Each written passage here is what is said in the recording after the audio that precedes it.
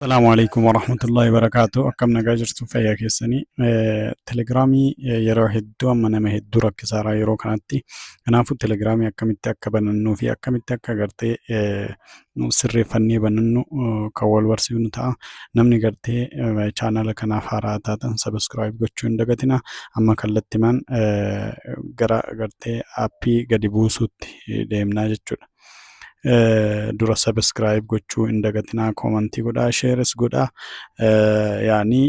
nutis fayyadamnee akka isinis fayyadamtan jechuudha. Maaliif jennaan walirraa fayyadamuu qabna waan ta'eef kanaafuu gochuu akka hin daganne sabiskiraayib namoonni hin godhin godha. Amma kallattimaan gara pileeyistoorii seennaa jechuudha. Pileeyistoorii keessa seenneeti maaliif jennaan appideet gochuu qabna waan ta'eef. Appideet gochuu waan qabnuufi telegiraam jennee itti barreessinaa jechuudha. Ergasii kuni amma fakkeenyaa fi oopin qofa gochuutu eegama. Nuti buufannee jirra jechuudha. Kana dura ammoo gartee namoonni iimeelii hin qabne iimeelii keessa cheek gootanii iimeelii keessan gartee cheek gochuu qabdu jechuudha.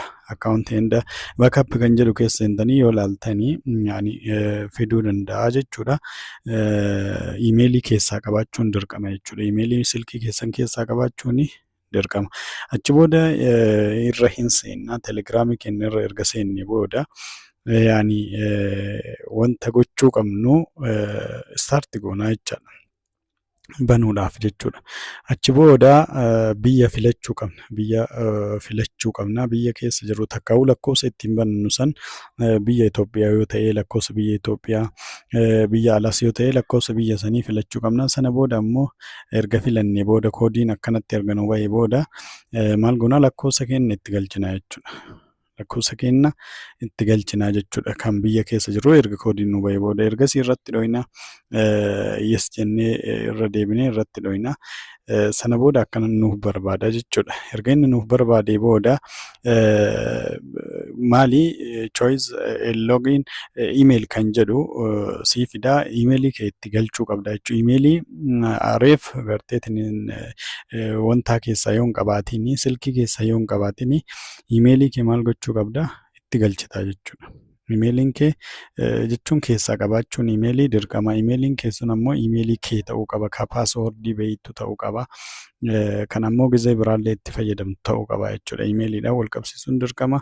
Sana booda iimeelii keenya achiin itti galchinaa jechuudha. Erga itti galchinee booda sana booda irra dhoyinaa iimeelii irratti verification koodiin keenya nuuf dhufa.